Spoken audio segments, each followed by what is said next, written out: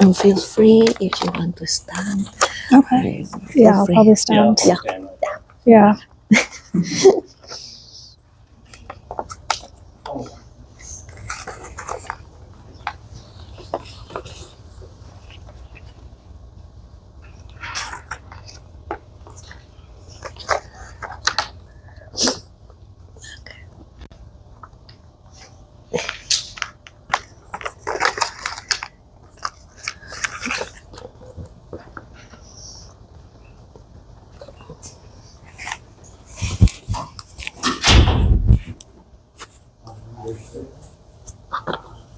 Just wait a minute. Okay.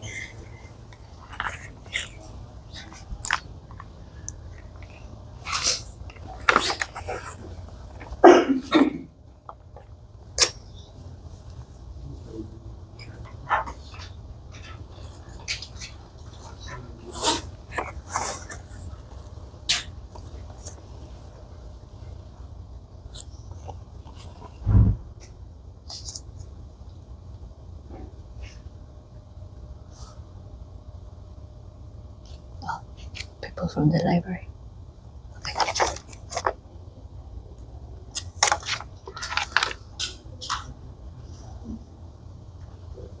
Okay. Okay. So start. Okay. Good morning, everyone. Thank you so much for joining us today. We are to start with the event Influence 360, media, networking, and personal branding. Thank you. My name is Carolina. I'm the founder of Professionals and Coffee. Originally, I'm from Mexico City, and currently I'm the agency administrator at Apex Public Relations. And today I'm so happy to introduce you with two amazing guest speakers. So we have Samiha Fariha, Senior Associate at Golin, Professor at the Chang School at Toronto Metropolitan University, and Communication Chair at Canadian Public Relations Society, CPRS Toronto. And also with us, we have James Lonergan-Large, Marketing Director and Social Media Influencer and Digital Strategist at Golin, Canada. So welcome and thank you both for joining us today for this event. Next slide, please. Okay, so I will briefly share with you a little bit of my professional journey here in Canada and how this led to the creation of the platform Professionals and Coffee, which is basically a dynamic platform that supports and connects, putting the spotlight professionals from the field of PR, public relations, marketing, and everything related with these fields. So, and also this will give you an understanding of who we are, what we do, and how we can help you to give you more visibility and more during this time that is very difficult to find a job that is not only with send a resume, but also it's important to have a personal branding. So the idea of PR and Coffee came up when I just graduated in 2020. I came here as an international student and I studied public relations at Seneca College. So I graduated in 2020. It was the midst of the pandemic. So, and many of you may remember that by that time, all the networking events have been canceled. So I have to be very creative to come up with an idea to network, to approach with people, because by that time also, well, I think that right now is worse, but it was very challenging for me to find a job. So I began recording coffee chats and post them on YouTube and promote it through Instagram and LinkedIn. The first coffee chat that I had was with Linda Andros, managing an owner of Apex Public Relations, who right now is my supervisor, is my boss, right? So I got the current job that I have is agency administrator. I'm an agency administrator, but by that time I began building that connection with her, and she kindly recommended me other people, other professionals to have more coffee chats. And throughout those years, I keep going with the platform. and the platform grew. We began organizing events, online events, offline events. I connected students with professionals. Also, throughout the years, I presented this platform with my coordinator by that time, Jeff Roche, the coordinator of public relations at Samiha. It was the pandemic. He wanted to support the community of professionals of PR and public relations. And thanks of that, I had my first generation of volunteers, right? And then some of them then became guest speakers. So the last event that we have here in this place, some of these that some they were in your other side, were looking for job, they became guest speakers. And some of them now they are working within the non-profit organization, public relation agency, and also some people that I have coffee chat by that time was Samiha, and now she's here as a guest speaker, right? And the power of networking, and that's of that. Well, now she introduced me with James, right? Then next slide, please. So, what is Professionals and Coffee? Well, Professionals and Coffee is a dynamic platform that supports, that connects, that is interested in put you in the spotlight to give you more visibility. Because, and this is not only for newcomers or for immigrants, because when you're a recent graduate, you don't have contacts. Sometimes the biggest mistake that you made when you're a student is that you think that, oh, okay, once I graduated, I will find a job immediately. And that doesn't happen, right? Because it was the same when I was graduated. My background in Mexico, I'm studying journalism. And I committed a mistake by that time. So, no, it took me by that time a year to find my professional job. And here is not different, it's the same, right?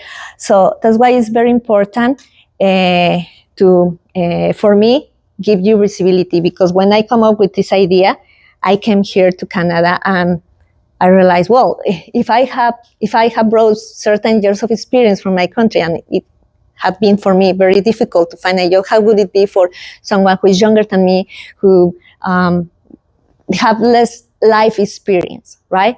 So that's why I created this platform, and we promote 3 services with PR and Coffee, which is networking, which is like right now we're doing through online, in-person events,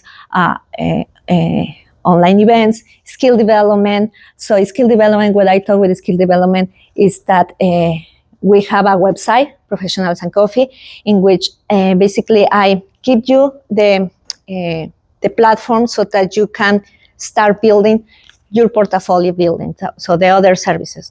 And more in this industry, you are a communicator, you are a PR professional. When you are in a COP or interview or job interview, you need to demonstrate, okay, you say that you are good at writing. Okay, where can I see those skills, right? So basically, I give you the platform so that you can display your articles. You can put on your resume, oh, I have volunteered for PR and Coffee, and this is my portfolio, right? Also through virtual coffee chats. I co-host coffee chats with you, but most of the questions during those coffee chats are made for you. Are asked for you, because I'm the one, I already have a job. I already passed that. So I'm interested for you so that you have a job, right? So yeah, basically we're an intermediate step between post-secondary institution and full-time employers. So it's like a job-specific training for you, right? And well, our products, as I already mentioned, is virtual coffee chats, events, articles, newsletters, social media, because I help you to build your portfolio, and at the same time, you help us to create content. So it's a 2 pathway, right? And we work with PR and Coffee members or volunteers from one side. So here we have some volunteers that are supporting me and with this event, kindly, but also I'm supporting you to build a portfolio and to give you visibility and to bring guest speakers so that you can connect. And you can speak about yourself, right? I'm PR and coffee professional. So here's the professional, right? So from one side, we have the knowledge and ambition of you, right? The experience and aspiration, right? And the purpose of all these products is develop professional connections for you. You are the one who is in need. Gain experience, build a portfolio, and boost your professional profile. Next slide, please. And now, before passing my microphone, I'm going to talk about something that is very important that I have noticed throughout my years here in Canada, but also with the platform, with this project. So what does building credibility mean? Again, build a portfolio. It's very important for you as a communicator when you go to a job interview, showcase your skills in writing or in public speaking or in social media. So with the platform PR Coffee or with other organizations, don't limit it only with PR and Coffee. So expand yourself, right? Build a portfolio. Develop a niche of expertise. When I said develop a niche of expertise, is that, yes, it's important as a communicator to know a little bit of everything, writing, how to write a new release, social media, photography, right? But also, if you're interested in a particular topic, and maybe in photography or in social media, focus on that, right? And network with people from the industry, like right now we're doing, attend different events, don't limit it only networking in public relations, marketing, because the industry of communication is very big, right? So you can work in mining, in IT, in health sector. Also, it's very important to keep learning, right? Take courses, certificates, right? So, for instance, in my case, I study public relations. But the job that I have is that I come up to the school to study a business administration certificate because I wanted to understand more about budgets with this project of professionals and coffee, right? And then I was building like other skills, public relations and administration. And then 2 years approximately, I was looking for a job more related with administration. And thanks of that, I have the job that I have right now at Apex Public Relations because I'm agency administrator. Yes, I organize internal events for staff, but I inputted administration and business skills, right? What does visibility mean? Develop a strong brand, right? So yes, it's important, marks, when you're studying, when you're in school, but when you apply for a job, the employer, they will not pay attention about in which school you study, right? The human resource will go immediately when you come to the table, the experience, right? And in this case, for instance, my brand, right? My brand is PR and Coffee, right? And you need to do something that put above the rest, right? It's not only your resume. Publish through leadership content. Like in this case, you can publish on PR and Coffee, EIBC, CPRS, different organizations in which you can put more on your resume and you can show to potential employers that you are capable and that you can have a wide variety of skills, maybe in technology. It's very valuable technical skills, right? Leverage social media again. Don't be a passive when you're on social media. Share content, write some comments, some live, engage with people in the industry. Speak at industry events, like right now. We will have at the end of the event a Q&A session. Don't hesitate. Don't feel intimidated. Ask questions. And participate in online communities. like here with us and other communities. And yeah, so welcome and thank you so much for joining us today. Okay. Okay. Yeah. Okay. Should I go? Yes. Okay. So the next slide, please. Next slide. Hi everyone, thank you so much for coming. So a little bit about myself. So my name is Samiha Fariha. Like, Carolina introduced me. I'm the senior associate at Golin. I work with James here, my colleague. And aside from my role at the agency, I also teach as a media relations. I teach the media relations course as a professor at Toronto Metropolitan's University. At the Chang School in the Public Relations Certificate Program. I also serve on the CPRS Toronto board as a communications chair, and I oversee the communication strategy for the CPRS Toronto chapter, along with working with the different other board members from the different committees to kind of raise awareness about the programs and events that they're going to be, hosting or, sharing with the members. So in the next few slides, I'm going to take you through some of these topics right here. Media relations, public relations, strategy, crisis management, importance of networking, building a portfolio, and breaking into the communications field.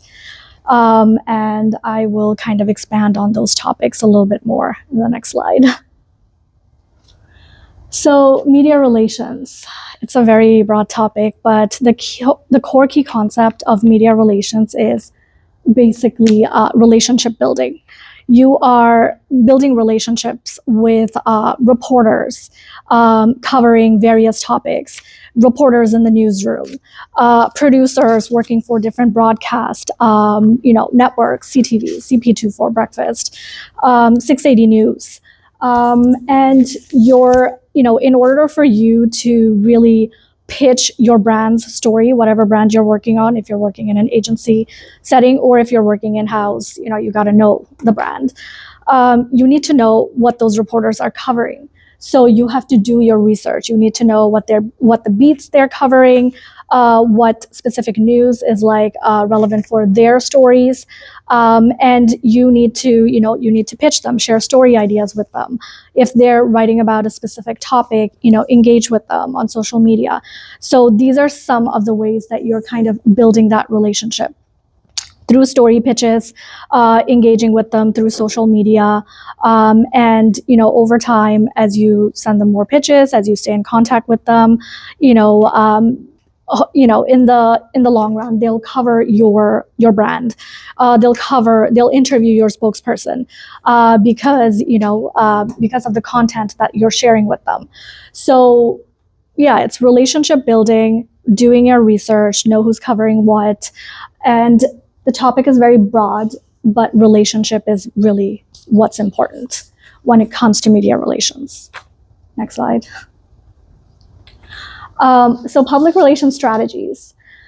There's a lot, but before you can even create a media relations plan or a media plan, you need to know what the KPI looks like. So you need to set realistic KPIs. So if you're working in an agency setting and and you've worked on a lot of media programs, like media relations campaigns, and the team that's working on a specific campaign, they're thinking, oh, I can get 233 stories and 76 million impressions, and they're very green, they're very new, they don't know the landscape. That's when you come in as an expert and you say, no, actually we can't do that. You're opening a store in a local market. You're not going to get 233 stories. That's ridiculous. It's in Burlington. CP24 is not going to cover a store opening in Burlington. So that's what it means to set realistic KPIs. You need to know, okay, what does your KPI look like? If it's a store opening in for Staples Canada in Burlington, and the media market is very small, there's only maybe 5 outlets that are going to cover the store opening. Maybe your KPI is 4 stories and 200K impressions. So that's what you have to first decide, what your KPI looks like, and then you kind of could decide what the tactics are going to be. There's quite a few tactics as a media relations professional you can kind of pursue. So I work on the Lego group, and right now it's November, and a lot of reporters that cover shopping and lifestyle, they're very focused on covering holiday stories. So maybe, sending story ideas. And if you work on a lifestyle brand, I think sometimes James and I we work on Lego Group, we work on Shark Ninja, and these brands have a lot of different products. It's Lego Group, they have like Lego sets in a lot of different themes, Star Wars, Lego Dreams, Disney, so many different sets. And right now is the perfect time to kind of raise awareness about these sets. So maybe a story pitch around like different holiday sets for that's going to pique different interests. And leveraging key moments. Holiday is big. If you know the landscape, November is when reporters are covering holiday content. October is Prime Day content. And if you work on lifestyle brands, then these are the key moments to be sending out listicle focused pitches with roundup of products that they could potentially cover in their shopping stories. So that's one tactic. And then newsjacking. So if your purpose is to get coverage for your brand, you can't just send pitches and expect to get coverage. You need to leverage what's happening in the headlines. You need to leverage, topics that are trending on social, and you need to newsjack those moments to get coverage. I work on Schneider, and I pitch a lot around data centers, and data centers are very big right now in the headlines. Putting data centers in the moon, or putting data centers in the moon. Data centers in other countries, it's very risky for some companies because you don't know where the data centers are being housed, and what if there's a storm? What if there's these kind of environmental issues that could wipe out the data center or cause damage to the data center? If the country is going through a certain climate right now, and these are very big in the headlines, and I can newsjack these moments to kind of talk about the benefits of opening up data centers in Canada. Why Canada is the best climate right now, and I know I'm going to get coverage because this is what's trending in the headlines. So and also if you work on a retail client and they want to position their executive as like a thought leader to talk about what's happening in the retail landscape, you need to know who the retail reporters are, and you need to know what they're writing. So maybe doing news scans of what's happening, and then newsjacking those topics that are popular in the headlines right now. So that's another tactic you can kind of use, newsjacking. And then, like I said, leveraging key moments. So paying attention to what's happening, what key moments are coming up. So, Small Business Month is really big right now. It was very big in October. I was working on ADP, and I was working on pitching stories around Small Business Month, and that was one of the key moments that I was able to leverage. And then following up on your pitches. Definitely follow up on your pitches. Reporters, they're bombarded with so many pitches, and when you follow up, and following up in your subject line, just writing following up, and then kind of resurface the pitch that you pitched them. It'll kind of let them know. It's oh yeah, this person pitched me this a few weeks ago. I think I'll read it, and maybe I'll get back to her if I'm interested in covering this. So these are a couple of tactics that we kind of use as a PR professionals to kind of to make sure that our pitches are timely and it's resonating, and we can get coverage for our brands. Okay, next slide. So crisis management. Crisis management, again, it's a very broad topic. So crisis can come in various different forms. So there could be, if you're working on a toy brand, and that toy brand is a customer went on social media and complaining about how they didn't, it's holidays around the corner, they ordered a bunch of stuff from your website and they still haven't received their products anymore. And some reporter found out on social media that this is the case, this one person complaining. Maybe there's going to be more. They're going to poke into this and they're going to find out, and this turns into a full-blown crisis because now they did this investigative story. Or your company, just lost a major lawsuit, and now and you were very hopeful that they were going to. The brand was very hopeful that they were going to win this lawsuit. Now that they lost, all these reporters are covering about it in a negative light, and it's impacting your brand. It's making your share prices go down. That's a crisis. So crisis can come in various different forms. But as a professional, as a communications professional, what your job is basically shaping how the story is told. So you're probably going to be responsible for creating a plan. And this could involve, creating, if you work on the media relations side, this could involve creating the media relations plan, drafting the key messages, and then getting that approved through the C-suite, and then sending it to specific reporters that are covering your brands in a negative light, and controlling the news, how it's covered. You can possibly, be expected to draft a press releases to issue, what the company is doing as a next step. So there's a lot of things that you do in times of crisis, but what you really do as a communications professional is provide POVs. You provide your point of views to C-suites.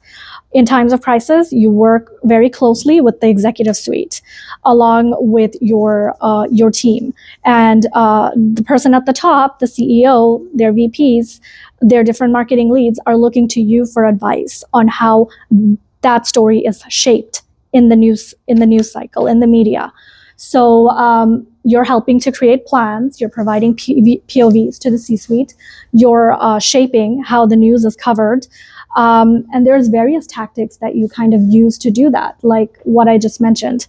Drafting key messages, creating media plans, media training executives, because you're going to be getting a lot of media requests. When I used to work at another company, I worked a lot on tobacco. I worked on this one tobacco brand, Imperial Tobacco, Canada. And I remember when Imperial Tobacco lost their class action lawsuit in Quebec, we were swamped. We were hopeful that they were gonna win. And when they lost, we were swarmed with interview requests. My inbox was just filled with like 50 interview requests, asking for statement from the executive on, what's next, like what are they going to do, like what is the settlement going to look like, and any comments. And me and my colleague, along with our director, we were basically drafting the key messages, what we were going to issue to the media. We were advising on what to do as a next step. Issue a press release. Okay, this is what we need to put in the press release. How is our pitching going to look like? Who are we pitching? What are these reporters covering? Scanning the news, drafting pitches, drafting press releases, drafting key message documents, media training executives to make sure that they're on point and they know what to say, and they're not saying anything out of context that's going to impact the brand.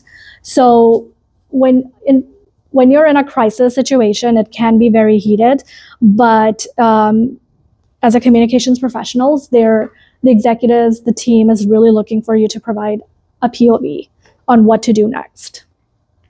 Next slide. Okay, so the importance of networking. I would say it's very important, especially in communications. I would say it's very important because this field is really small. I feel like everyone knows everyone, and when you network, when you put your face out there, when you kind of, you know, you do these, you go to these events, you're asking intelligent questions, you're attending events, you're putting your face out there, and you're talking to people, and this way you kind of learn like the opportunities that are out there. You learn about the hidden jobs, you learn about opportunities that you didn't know before. So I would say it's very important. I remember when I was a student, I didn't really take networking very seriously. So it took me a little bit longer compared to others who were already networking from the get go, who were talking to people, who were attending the CPRS and IBC event to get a job a lot faster. So I didn't understand the importance of it until it came down to graduation and I was looking for jobs, and it was a year in and I still couldn't find an opportunity because, like I wasn't talking to a lot of people. I didn't know what was out there. I was just sending out applications online and it wasn't getting me anywhere. And it took me a year to break in, and it was through a cold email, which turned into an informational interview and then later on as a full-time job. So I now take networking very seriously. I invest in going to these events, talking to people, having informational interviews, having coffee chats, really valuing my network that I never did before. And I really understand that my network can get me those opportunities that maybe just applying to resumes online can't. So I would say it's very important. And as you kind of network, if you're especially in the communications field, join the associations that relates to your field. So CPRS, Canadian Public Relations Society. If you're going to be working in this field, you need to be constantly, you need to know the associations that are out there. You need to be a learner as well, because these associations, they have really great webinars, they have really great networking events, and these are some things you can take advantage of and kind of grow your skill set and build your network. IABC is also another one. So key takeaway: hidden jobs, definitely network, go to events, talk to people, and join the associations that relates to your field. Okay, building an online portfolio. I would say it's very important. We work in a very creative space, and in this space, you're kind of sometimes expected to show your skill set, your writing skills, your social media skills, your influencer marketing skills, your presentation skills. And when you go to interviews, before even going to interviews, they're going to ask you, can you share your portfolio? Can you share your writing samples? Can you share a presentation that you created? And when you have an online portfolio that kind of houses all of those key things, that key work that recruiters are always looking for, it kind of verifies your skill set. You're kind of you're linking to it already in your resume, and it's just going to be in your resume. And before they even look at your resume, they're already going through your profile. They're going through everything. And then when you come to the interview, they already know what you have to bring to the table. So investing in your online portfolio is definitely important. And there are free websites out there that you could use to already start, creating that online portfolio. And one of them is Wix. I have Wix. I created my portfolio when I was at Humber PR, and I kind of maintained it and kind of updated it as I kind of went into different positions. And it helped me a lot. It helped me when I was looking for speaking opportunities, when I was looking to write more for different trade publications that are really hard to pitch. And I wanted to write stories for, and showing them my portfolio, showing them my previously written work, the published work, kind of helped them understand, okay, I can write about this topic. Okay, we should give this person's pitch another chance. Or if when I was looking to move into other opportunities, when I shared my online portfolio and my body of work, it kind of showed them, okay, this is what I have to bring to the table. I have the experience. This is what I can speak to. So yeah, so definitely invest in your online portfolio. Start building it if you're not building it already. We live in a very digital space right now, where paper-based portfolios are quickly going away. So everything is digital. So having all your work in one place, online, accessible to people that you want to share it with, it's very important. Next slide. Okay, breaking into the communications field. I think that's the last one. Breaking into the communications field, to be honest, is very tough. It's definitely tough if you're not investing in yourself. If you're not doing the things that I just mentioned, networking, talking to people. And I can tell you my story, actually. You know, when I was studying, I had a very I didn't have like a clear view of. I thought it was going to be easy when I was doing my postgrad certificate. You know, so I just got to do this, and I have to do an internship, and it's going to lead me to you know, my role in communications. Not at all. It's not like that. I remember, you know, like going through the program, and then you know, doing volunteering, not so much. And then when it came time to graduating, I was doing my internship, but I was also applying to other places. And people that that was also in the same program with me, they were already getting internships at like big agencies, and I was thinking, what am I doing wrong? And I wasn't networking a lot. I wasn't investing in myself a lot. I was just going to school. I was just submitting my projects, and I was just doing what I was supposed to. I wasn't putting myself out there. And people that I went to school with, they were actually doing those things. They were doing everything to invest in themselves. So because I wasn't doing that, it was harder for me to like land a role in communications after I graduated. And when I graduated, I ended up working for 1 year as in marketing, and it's not communications. It's not what I studied, and I had to work a lot harder than other people to kind of break into this field. And I realized, okay, if I'm not getting the opportunities, I need to be creative. So I was sending out cold emails, and the first cold email, actually a couple of cold emails, and one of them led to my full-time role as an account coordinator many years ago. And it was at Torquia Communications. And Daniel Torquia, I'm still in touch with to this day. He was a subject matter expert. He was the first one that I thought of when I was helping TMU update their media relations course. And I was looking for someone to speak about crisis communications. And Daniel was the first one that I thought of. And you know, I brought him in as a subject matter expert. But yes, but the point is, you have to be creative. You need to like, if the traditional way is not getting you the opportunity, applying to jobs online, and you're not getting those interview requests, then you have to like think, okay, what else can I do? And I was thinking that way. I was sending out cold emails, and you know, Daniel, I met with him over an informational interview, and then through that, you know, through us staying in touch, eventually I ended up at his company as an account coordinator.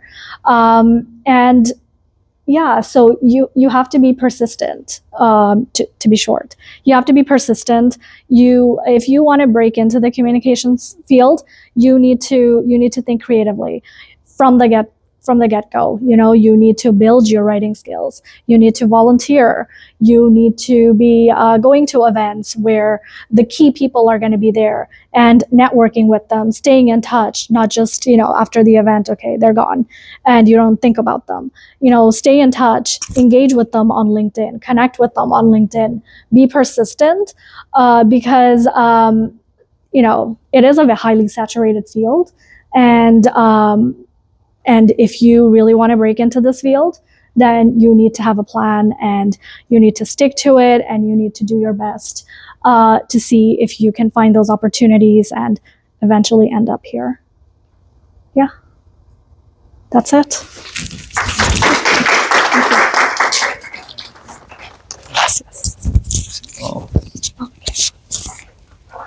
Cool. Well, thank you, everybody. I'm James. I'm a director at Golin. I work with Samiha, kind of on the opposite side of everything. So social media, influencer, content creation, all that fun stuff. In my day-to-day, I do a lot of boring stuff like admin and finance, worthwhile things like coaching and team leadership. But a lot of my really fun work is in social media and influencer strategy. So that's what I'm here to talk to you about today. Quickly today, I'm going to go over our current social media landscape, what makes social media work well, how to do influencer well, and then the role of data. Next slide, sorry.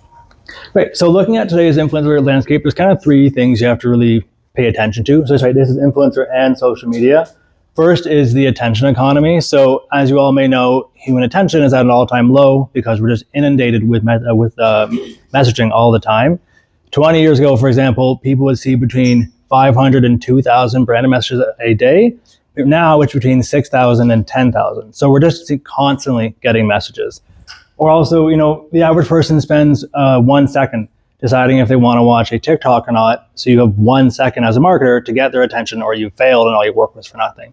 So you really have to think about how you're getting people's attention better than ever.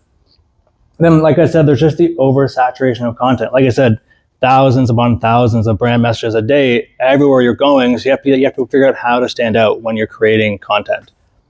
Lastly is a shifting algorithm. So brands like us need to stay competitive. There used to just be, Facebook and Instagram. Now there's Facebook, Instagram, Reddit, and the list goes on and on and on. So they need to figure out how to carve out their space, but how to also stand out. So they're constantly updating their own platforms and their own algorithms. So we, as marketers, need to figure out how we're, staying up to date with them. Because the truth is, they don't tell us how they update their platforms. They just kind of do. And then we have to figure out how to chase behind them and do things even better. So we have to kind of keep your finger on the pulse of social at all times. So when you think, next slide. When you think about working in social media, things you have to really think about are, first off, why as a brand would you want to even use social media as a marketing avenue?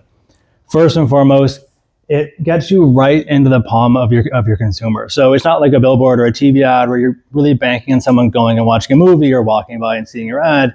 You're getting it right onto their phone or onto their computer where you know it's going to see them. And to my second point, it also humanizes the most corporate brands. So social media is just fun. I mean, it is. I mean, you get to create really fun and silly stuff. I'm surprised how often during the day in a real corporate job, I'm creating memes online or creating silly Taylor Swift trends, whatever it might be. But this is the fun stuff that gets people's attention. And so it stands out when people see it. But it's also hyper-targeted, data-driven, and measurable. So while, everything in marketing is data-driven from TV ads to billboards, social can go one step further because you actually know who exactly is seeing your content. It's going to their phone, their demographic, how old they are, where they are in the country. You're not just kind of guessing who's seeing it, you know exactly who's seeing it, and that adds a lot of value to the work you're doing.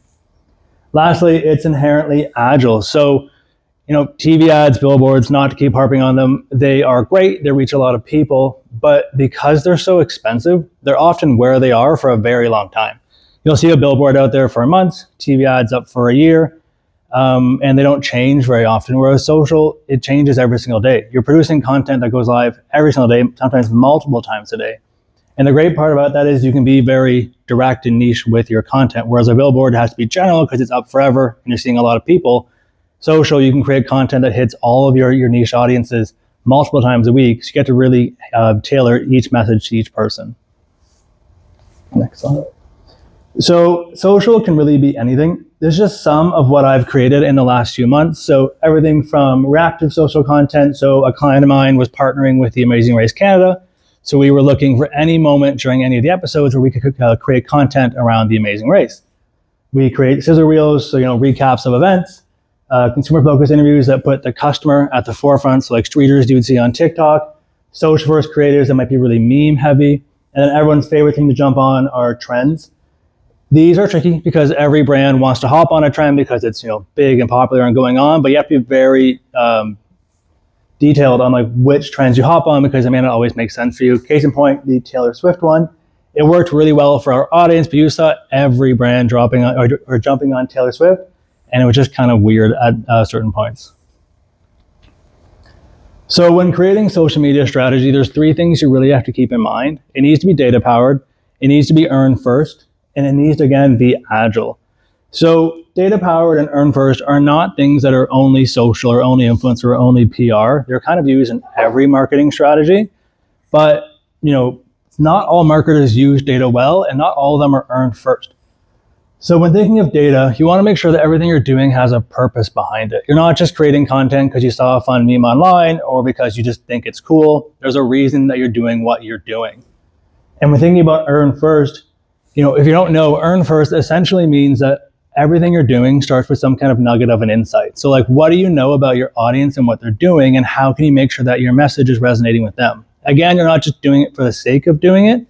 You're doing it because you know it's going to resonate with them well before it ever even hits them. Lastly is an agile mindset. So like I said, social is always changing. New platforms popping up, new content types, new way the algorithms are working. So you need to be ready at a moment's notice to create new content, to drop everything that you're doing so you can do new content. And it's kind of keep your finger on the pulse of things so you can make sure you're at the forefront of what you're doing. When you get into actually creating content, there's a lot of platforms you can create content on. These are just some of them. You can do anything from long form or even short form content on YouTube. You can do short form and community-based content on TikTok, future-focused content on Pinterest. The list goes on and on and on. The reality is you can create any kind of content on any platform. You just need to know what kind of content you want to create and where your audience is sitting. And speaking of our audiences, the reality is everyone is on every platform. You might think if you want to go after Gen Z, you're going on TikTok. If you want to go after, let's say, like young women who are really interested in fashion, you're on Pinterest. You want to go after boomers, maybe you're on Facebook. Everyone is everywhere, and you can hit them anywhere. You just need to know exactly what content to create and how to target them with your content. So every platform can be used effectively. You just kind of need to know what you're doing. Once your content has gone live, you need to make sure that you're reporting effectively on your content. This is where like the real values going to come from all the work that you're doing. The hardest thing you're ever going to face as a social media marketer is convincing some higher up at a brand that there is value in the work you're doing. The amount of times I've had some kind of CMO or CEO at a brand come to me and say they don't want to do social anymore because they don't see the profit coming out of it. Like they see their sales team, they see direct ads, all this kind of stuff is driving revenue. They don't see what we're doing because social media is very high level in the funnel. So it's mostly just awareness plays. So we need to show them what the value is in the work that we're doing. And that is where reporting and metrics come in. Many campaigns, people will stop at like vanity metrics. So impressions. How many eyes did you get on your campaign? That's great, but it's not going to drive any value because who really cares how many people saw your Instagram post if you don't know who saw it or like what they did with it? So that's why you have to dig farther into it. So things like engagement rate, sentiment, click, all these things show, awareness, brand love, intent to act, consideration of your brand, sentiment on your post. It paints a much bigger and much more effective story for you. So as PR professionals, we tell stories all the time, be it through traditional media or be it through social. So you need to bring that storytelling skill set to reporting and paint the picture for your clients so they can see the work that you're doing actually has value. The big thing I always tell my teams are everyone, unfortunately, usually stops at data. They'll just pull data and then send it to clients and say, that's your report. The reality is, as marketers and as agency people, we're here to show our clients that we have real value beyond the work they can do. They can pull data on a post. They often don't always know how to pull insights, so we can do that. So we can say, this post had 100 likes. So we know that this video where products are being shown in the first 3 seconds often get more engagement than others. That's a great insight. But you need to think, like, so what? What do I do with that information? The so what is, if you know that videos with a product in the first 3 seconds are driving more engagement, continue to make videos that have more products in the first 3 seconds. See your data fully through the entire process so you can actually drive value when giving reporting. Right. So moving into influencer, again, this is just some of what I've worked on in the last few months. Influencer can be anything. You can have event recaps like we see with Lego and Ferrero. We can have product-focused videos like you see with Nutella and, again, Lego. You can even have influencers just do simple things like promote the brand for brand love or brand awareness. There's no actual action to be taken by their audience. They just want people to know that they exist and to enjoy their product. Next slide. So a question, if any of you are brave enough to answer, why do we work with influencers? Anyone?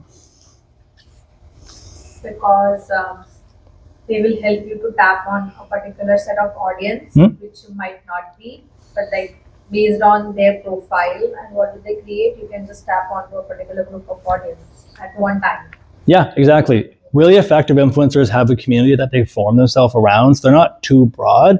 They might be like a fitness influencer or a cooking influencer or like a witch influencer on TikTok, but they have that audience or that community around them so that we can tap into that community. Beyond that, influencers just feel more approachable, whereas brands, you know, when a brand puts out a thing about a product, you write, well, they want me to buy that product, obviously.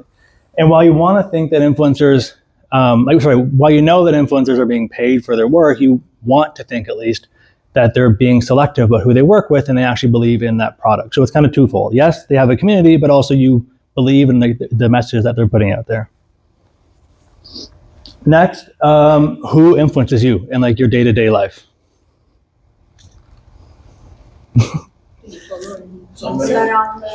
Anyone. It could be like your parents, your teachers, some random person online, like us up here, just anybody who influences like your day-to-day, whatever it is you're doing, your purchases, your habits, your behaviors, all of that kind of stuff. Lastly, why do you think they have influence over you? So if you look up to your teacher or you look up to an influencer online, why do they have that influence over you? Trust. Yeah.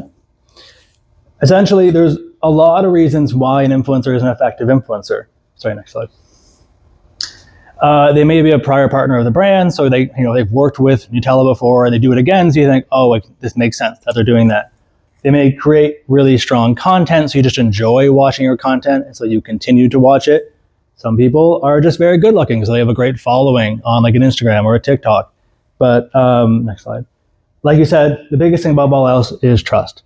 You trust that what they're saying is true and accurate, and that you trust that if a brand's partnering with them, it's because they believe in them as an influencer to get the message across, but also to get it across genuinely and authentically. We as influencer marketers need to make sure that we're preserving this trust in everything that we do. When we're working with influencers, the partnerships need to be genuine so that their audiences see the reason that we're partnering with them beyond just money. Now, speaking of the influencer process, there's a lot. I could spend hours talking about how to like effectively produce influencer content, from sourcing and vetting, contracting, concepting content, all this kind of stuff. But the two things I really want to focus on here are at the start and at the end. So maintaining bonds and forming bonds. Just like in traditional media where Samiha is maintaining bonds with like reporters or whatever it might be, we are working with influencers. These are people, they're not just ad space, while they might seem like it sometimes. You need to make sure that when you're working with them, it's not a one-off. Even if you don't work with them again for a year, you stay in contact with them. Be it an influencer or an influencer agent, this provides a lot of value for you. So, it might give you discounted rates on content in the future. It might make just working with them a lot easier. But above all else, it will help you understand who they are as people, so what kind of content they want to create. You might follow a fitness influencer and not know they have a big interest in skincare and travel, or like a parenting influencer who loves to go to the gym. So when you're creating content that's targeting, parents of kids who like to work out at home, that's your partner right there, but you might not know that otherwise. So maintaining that relationship, you can figure those things out and create content around that. And why? Because it leans into trust. It makes genuine, authentic content that is not just an ad. It makes sense for the influencer. Because the reality is, their audiences aren't dumb. They know why they follow these influencers. So when you create content that goes against what they're doing, it stands out and it won't perform well. So, when you get into actually sourcing a partner, there's a lot, again, that goes into it, but these are kind of like the three main things you need to think about. First is choosing a platform. So obviously, where do you want to be live? That'll affect who you can partner with, because not everyone is everywhere. So what kind of content do you want to create? Again, if it's like long form content, maybe YouTube, short form, maybe TikTok, whatever it might be. What's the goal of your campaign, and who is your target audience? Again, everyone is everywhere, but the reality is if you want to target a younger audience, perhaps it's Pinterest or TikTok. If you want to target an older audience, maybe it's YouTube and Facebook. Just need to figure out kind of what content and like what audience, so you can mix it together and find the right platform that'll help you pick your influencer, or at least start where you're picking an influencer from. Lastly, second, how do they perform? So things like engagement rate, reach, sentiment, audience demo, these are all very basic like things to get when picking an influencer, but they're key because you need to show, do they have high engagement? If they're putting out a ton of content, but no one's liking it, commenting, or sharing on it, there's no value behind it. If they have a really strong following, but like let's say they have 2 million followers on Instagram, but 10% of them are from Canada and you're a Canadian brand targeting Canadians, why would you partner with them? It's also a great negotiating tactic. I've had partners who had millions of followers and offer you, $100,000 for a reel, but I say you have 10% of the followers I want, and you can negotiate them down. So having a strong understanding of how they're performing can help not only who you're picking, but how you're negotiating with them. Lastly is, do they fit the brief? So you may work with a lot of partners, let's say on like the Lego group, who create really strong content around family and the holidays, but then when you get into a new campaign that's all around F1, they don't make sense. So while they may have been good partners before and they continue to be good influencers, they're not a great partner for this future campaign, even though they've already worked with your brand. Essentially, find an influencer that fits your program, not an influencer. Don't make an influencer fit your program just because you like working with them. Then more importantly, are they an influencer or are they ad space? I won't name any names, but we've all seen influencers who are just post after post after post are branded content. And you don't want to watch that because it's boring. It's just branded content, but also nothing feels genuine at that point. They will take anything from like a Tide post to a travel post to a barbecue post, and you don't really know what their interests are. So it just feels like they're just taking money, which great for them, but there's no value to you as an audience. When you're working with influencers, in my opinion, there's kind of two sets of influencers. There's influencers who are ad space and influencers who are content creators. Look for content creators, people who create content completely separate from all their branded work, who have an audience, who have a community, have an interest, and who are strong in what they do. And they only take brand work to kind of supplement their income to continue doing the work they actually want to do, not the other way around. So before I go, I wanted to speak to a couple of case studies on things I've actually did, because these are more interesting than just talking about my work. This is one of the first things I did with Nutella for Save the Beauty. So Save the Beauty is the global campaign they're running where they're trying to encourage everyone in every different country to enjoy the beauty of their own countries through Nutella. Nutella obviously is a foreign product, but it's produced, it has some strong roots in Canada, so we want to encourage our audience to get outside and enjoy the beauty of Canada with Nutella. So we partnered with Toronto Adventures to host a branded canoe ride down the Humber River right here in Toronto, which is pretty unique in itself, in that like if you're downtown Toronto, you don't think I'm going to go enjoy the Canadian landscape 10 minutes from like the financial district, which is exactly what we did. We branded a bunch of canoes, you branded a bunch of rafts, all this kind of stuff. We had Nutella on site so you could eat it and take it with you. So you can get out there and enjoy Canada with the help of Nutella. Overall, it did great. We used social media, earned media, mailers, and influencer content, some of which you can see here, working, of course, with some Canadians, maybe a bit more famous at the time, but we worked with Emily Hampshire, who was Stevie on Schitt's Creek, which was a pretty popular show at the time, creating content because she's Canadian, she's popular, and I won't get into it, but she was a huge fan of Nutella, which is how we found her in the first place. She was just constantly talking about the brand. So like, again, that organic relationship was there before we even began to work with her. So we sold out within 24 hours, which is fabulous. I mean, we actually had to stop posting some of our content because we couldn't encourage people to sign up because we were already full. There was so much demand. We ended up having to set up a wait list for the event, which made it not just an event in Toronto, but almost like a must-do for anybody in Toronto, because there was now a lot of people who were hoping they could get into the event.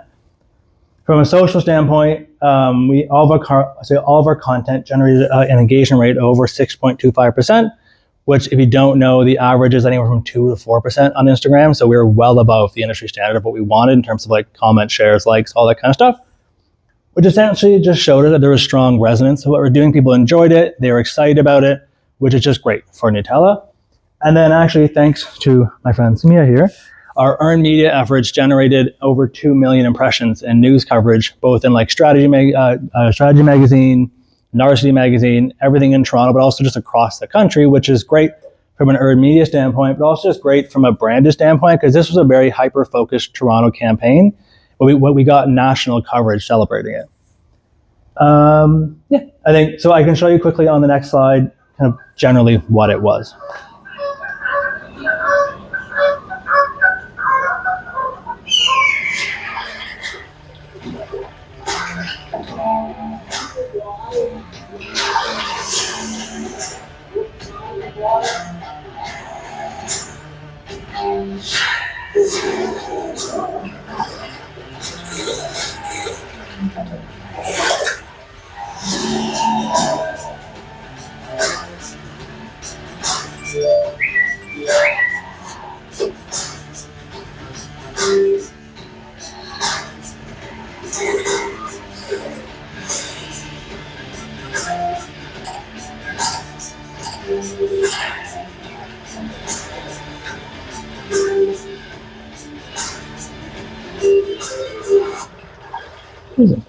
So next slide, sorry.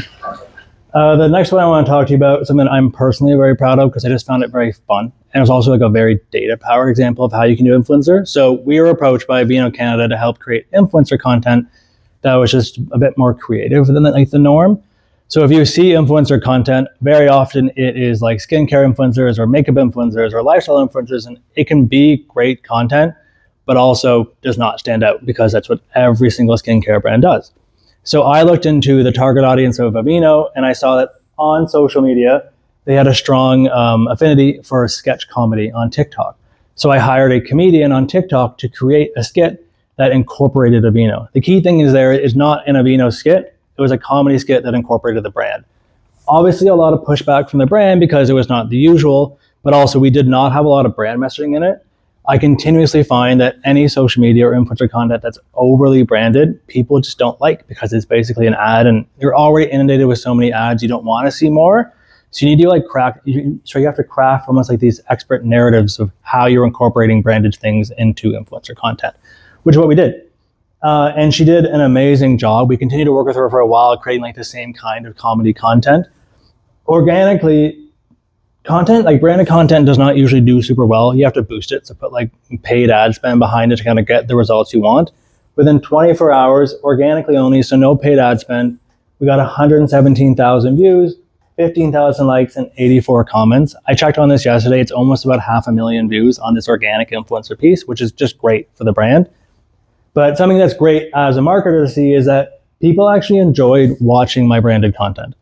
I mean, hands up, who actually likes it when you're scrolling through Instagram or TikTok and you see an ad? You just can't wait to get passed on to the next thing. People were watching and rewatching this video because it was funny, but also talked about skincare, which is just kind of like a huge win as an influencer marketing team. A small effort, but a big win for the brand. Right. So as I wrap up, if there's anything I want you to like leave with today as you go into work in social media and influencers, these 5 things. So make sure that you are doing everything from an earn first standpoint. Don't just do it because it's fun. Do it because there's a reason behind what you're doing.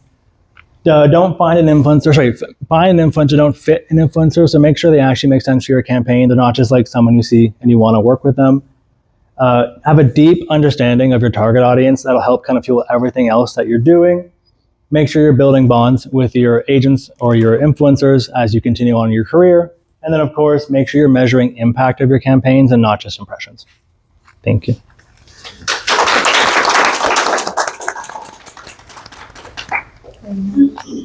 Q&A session that connect questions. Thank you. I really appreciate the sharing, especially the part of how to work with the new platforms. I have a question actually because we work with the education, and then they offer this to younger kids who, interestingly, their parents don't want them on social media. So if you want there to say, oh, let's do a campaign on whatever, they're like, no, my kid is not supposed to be there. Mm-hmm. So to this kind of, but obviously the parents are. So to this kind of organization, especially when we're linking education to AI, there's a technology point of it. How do you advise, are we going to be on social media or not? At the end of the day, we're talking about lots of children who probably will, like, you will see them in the library, but also online. So how do you like communicate with this kind of clients? Yeah. So typically we don't market a lot to kids. So like, for example, one of my brands is Kinder Surprise, which is like a children's chocolate toy thing. And there's a lot of strict rules on when you're advertising to children just because you don't want to advertising. It's kind of a sketchy thing to like make a kid go out and buy something. So what we very often do is market to the parents of kids, and it can't be too pushy. It has to be very straightforward and like very factual, because you don't want it to come across like a sleazy advertising, because it's intended for children, but it's intended for the parents of children. So it's a very strict line we never cross, is always making sure that all of our messaging goes across to the parents of kids and not to kids themselves. But you do showcase, like for example, in the content is how kids are happily interacting. Correct, yeah. But always with a parent or a guardian and never on their own. And it's always how like the whole family can enjoy it, or how a parent can enjoy it with their kid, not just the kid on their own. Thank you. I feel this is more tricky part. But yeah, the social influencer part, I had experience working with some of them before. It can be really niche these days, right? For example, some of them, they say they have their own territory, but you don't know how to prove. Right. Like even the client don't know how to prove. They're like, you say his influence, we don't see a splash. Yeah. I don't know how you justify that. It's tricky. I mean, influencers come in all shapes and sizes. You can find partners who have like 1 million plus followers, or ones who have like 2,000 followers. We very often work with a whole mix of them, because there's different reasons for it. Very often when they have a huge following, they can generate a lot of awareness for your brand or your product. But when they have a very small following, they have a strong community, and they're almost seen as like friends to their followers, because they have the time. So they're like engaging with all the comments, responding to them, liking things. So it's a very different experience from a follower at one level versus the other. And so you can, as a brand, work with very small influencers. You just have to know when and where to use them. Like, do you want to drive engagement? Do you want to drive awareness? We'll very often, have smaller budgets. So we'll work with smaller influencers and then put paid ad spend behind them. So we just know they have a strong audience, strong engagement. They can create great content, and then we boost it to a wider audience. Thank you. I really agree. A last question for you. Yeah. So have you ever, when you talk with a lot of clients, especially international brands, have you ever get a request to say, but the Chinese consumers are not there? Like, I have to say this a lot. Yeah. Like Facebook, we're just not there. Yeah. As much as you can. Can you repeat the question? Thank you. I really appreciate it. This is not just for me, but when we had the experience, some big brands, they just assume, like, for example, we do Facebook or Instagram, everybody's there, but we have to constantly remind some of the brands, it's like, we're just not there. Either you just throw campaign at your convenience of one platform and you think everybody's there, or you're just like knowing we're not, for example, people know that we don't have a Facebook, and when we have a huge group of WeChat, almost all, not just Chinese, a lot of Asians use now. So the question comes to us is like, do you want to carry the content over? So there's a new emerging request to us, at least, or we have to remind them. And then they only know it every year before Lunar New Year. They're like, oh yeah, I know you guys are not here. We need to talk to you. But then after that, it's back to normal, and they assume we are back on Facebook and Instagram again. Do you ever face this kind of challenge? All the time. We've had brands that their target have been like newcomers from, say, like China or like Southeast Asia, who we say, like, you can be on like Instagram, but your audience isn't on there. It might be on a WeChat, where, say, I personally don't have a lot of experience in that. We'll have colleagues in our network who know not only like the language, but they know the audience and the platforms. They can help us tailor a strategy just to that platform. But from like a consistency standpoint, we'll have brands who they want to hop on like Diwali or Lunar New Year because they know they have a big audience who will celebrate those holidays. But we always stress to them that like it can't be seen as like a performative thing or as a one-off just to get your audience.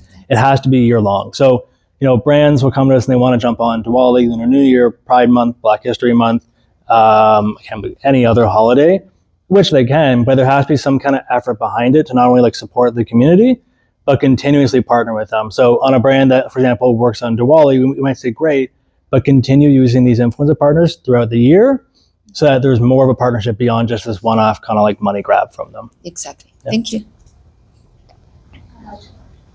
Sorry, just I'm passing this because we are recording. So, Yeah.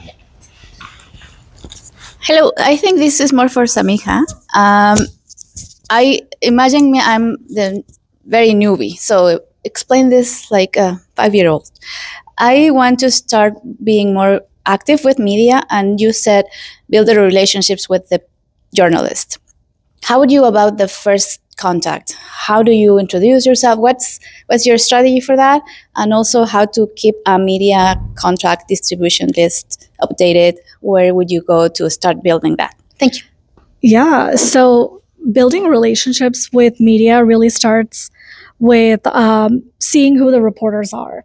So if you work in an agency space, if you're working on basically, I'll take Lego Group for example, and Lego Group wants to be in stories about shopping trends, shopping, just like anything related to like the retail space, monitoring the news, seeing who's covering shopping related articles, lifestyle content, local stories about store openings in the markets that maybe a brand has a store in, and just like reaching out to them, telling them you enjoyed reading their story, you have an expert who could speak to the topics that they're looking to maybe down the line do a follow-up story in, and then adding them to your media list.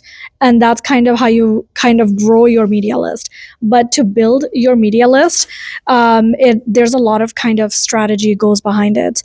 So for example, if you're working on a brand and that brand has stores in multiple markets, you have to identify what those markets are, and then if it's a specific province and it's a national brand, then you make sure that you have media, especially media that's covering the top tier media that's covering local news, general news, retail business. They're on your media list, and then and just kind of doing it market by market, like adding those media list, and then kind of going even further and then identifying the topics that would be relevant to your brand, to the brand that you're working for, retail, toys, local news outlets, if it's in the market that the store has if the store operates in, and that way you're adding very specific media. But to build a relationship, you need to be reading the news, you need to be engaging with the reporter by email, by online, and that's kind of how you keep that relationship, and how you grow your list. Thank you. Oh, okay. Hi, thank you. So a question popped up because she has another question.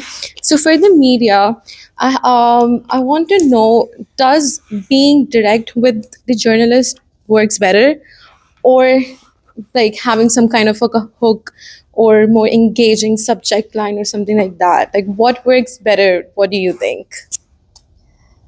Yeah, so it all comes down to your pitches, to be honest. You have to know when you're pitching around. If it's around holiday, then make sure this pitch really kind of it's creative. First of all, subject line is engaging. If it's a story idea, write story ideas on the subject line. If you're trying to get a segment opportunity on like a morning show, write segment opportunity and really like kind of highlight what the opportunity is.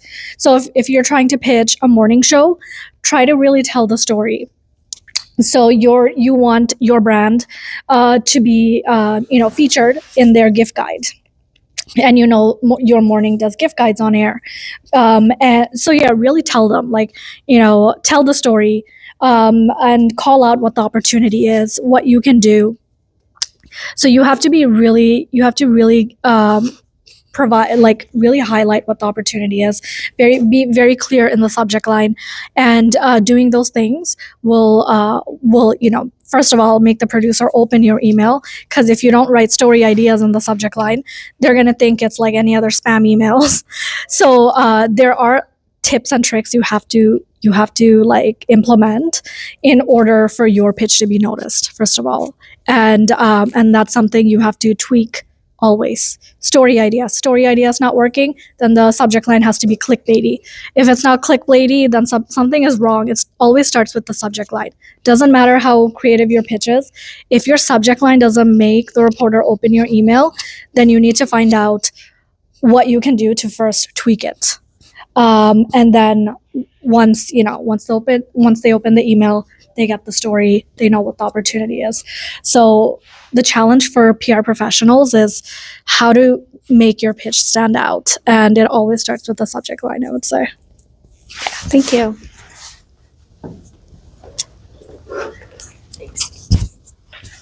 Hi, question is open for anyone. I just want to know a little bit more about portfolio building.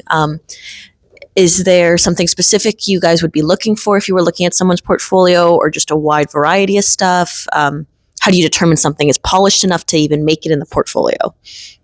I can start and then I'll pass it to you. Yeah, so online portfolio depends.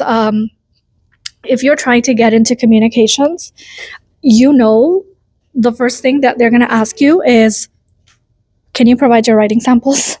Can you provide if that role has some social media management involved, they're going to ask you for content that you wrote, social content that you managed. So and that's something like you kind of know as you're kind of job searching, or you're in a program and you're trying to get into that field, and you're taking the courses that's kind of giving you the full overview of what the field is going to entail. So you have to do a bit of research for that. But in communications, writing, social media is definitely very important. And then, and you might need some creative skills, video editing skills, maybe not. If you go into a bigger company, they probably have like a video production team. And then based on those knowledge that you have, you kind of take it and then you try to find experiences that's going to give you that exposure, or work that you've done in a course that helps you build that portfolio, and then put it in your online portfolio. But you first need to know what specific skills the role that you're trying to apply to is looking for, and then doing your best to get those body of work, so that you could like put it on your portfolio. Yeah, kind of the same thing. I mean, in my job, there's kind of two areas of employees that I have. So like creative ones and like strategists. It's just kind of bringing to the table what you did, but more importantly, what the result is. So like if you created social content, I kind of want to know what the process was for you developing it, but also how did it perform? If you created a strategy, how did you get to that strategy and how did it perform? Because, every single person I interview for like a manager job, like a manager social strategist, they ran social accounts, they developed national campaigns, all this kind of stuff. I don't care because they all did it. I want to know how did it perform and what would you do differently next time? But also make it concise. I don't want to read through like pages of how it did, just speak to it at a high level. So I know kind of like generally what you did, what happened, what the outcome was. And then when you get the interview, that's where you can go into detail on what you did. Beyond that, make sure you're always going back and revisiting it. Even me, like I've gone back to like my own resume and I've found typos and like things like that where I'm like, I can't believe I've been handing this out to 100 companies trying to get the job. I spelled a very prominent word wrong 100 times. Or even as you go up in your career, update it with new examples that obviously are probably more impressive, but also you can revisit just how you're writing things so it comes across in a better way. Because when you're a very junior person, you're not going to like know how to properly frame your own work. But then as you move up, you'll know how to make it really impressive and stand out amongst everyone else.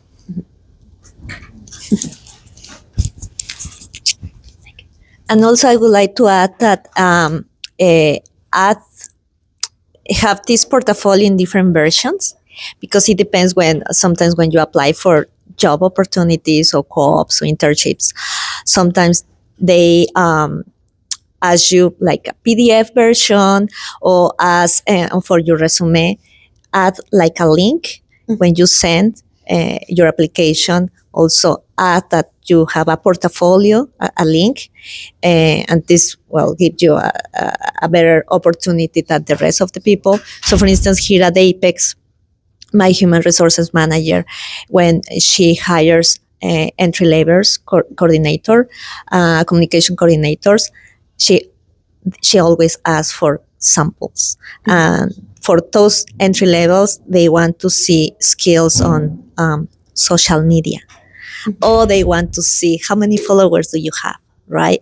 Or sometimes they don't. Sometimes she doesn't have time to look at your portfolio. She just go directly to your LinkedIn, to your Instagram, sorry, to see, okay, I can see how they post their reels are.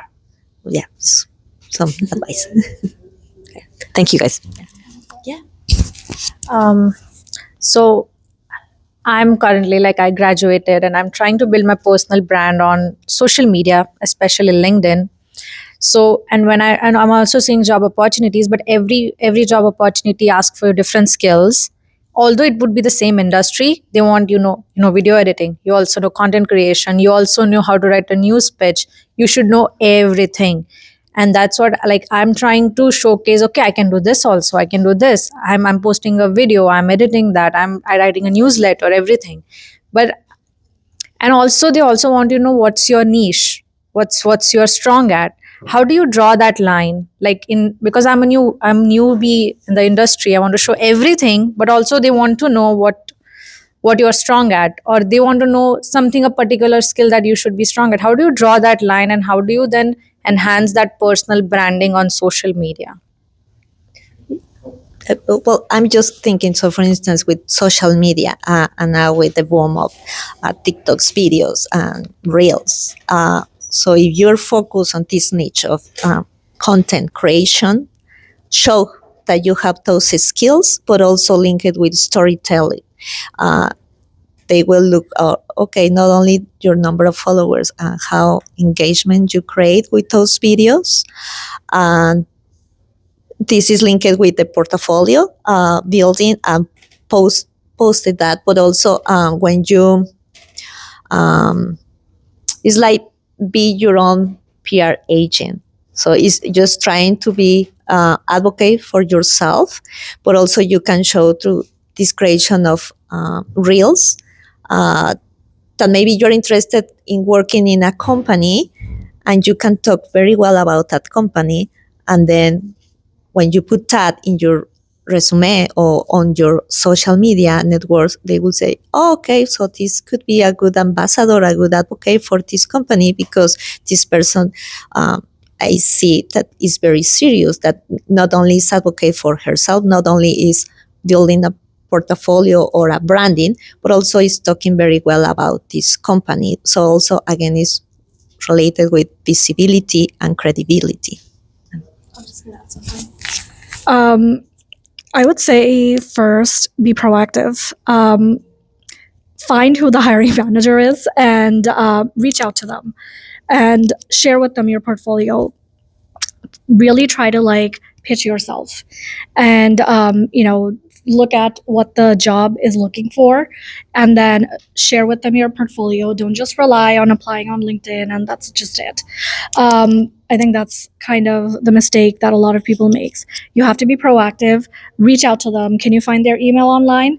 Reach out to them by email, share with them their portfolio, let them know you applied on LinkedIn and you're reaching out to them to share their portfolio. Here it is, it's linked in the email. That's what I did, and that's how I got a lot of the callback. You have to show them you're persistent. And also, you have to make sure that you're doing volunteer, getting those volunteer experiences. You are if you're working in a part-time role, is it related to that field? Is it giving you the direct experience that you need? Because you're going to need to when they ask you those situational questions, you need to be able to speak to those experiences. So you have to do your best to make sure that you're getting those direct experiences. If it's not through a specific job, then it has to be through volunteer experiences. If you can't find the volunteer experiences, then you need to be building your writing experience. You need to be proactive and also not relying on the job board. The job board gets over 1,000 applications. They're posting this job everywhere. You need to find that direct hiring manager. You need to find the person that's going to be managing that employee, and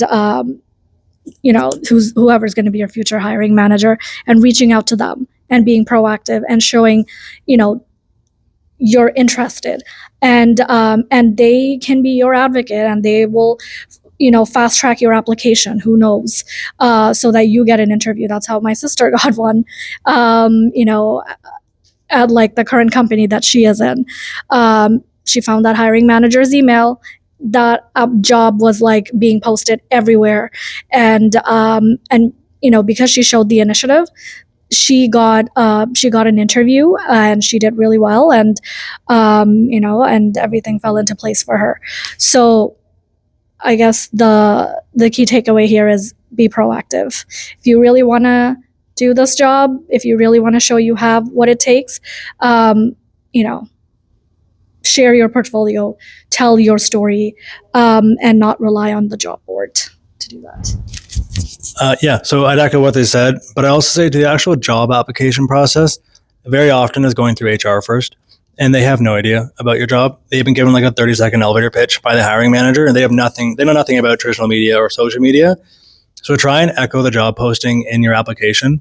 So you can see like, oh, like if they ask for content creation, but you put down like asset development, they don't know what that means. So put content creation, because they will be able to pick that out of your resume and be like, oh, they can actually do the job. The other thing to like take some pressure off of you, I've hired a lot of people and I'll put down like a grocery list of things I want them to do. Not always the case, but very often top to bottom is the importance of like the things I actually want you to have. I would love it if anyone I hired had every single skill on that job list. They won't.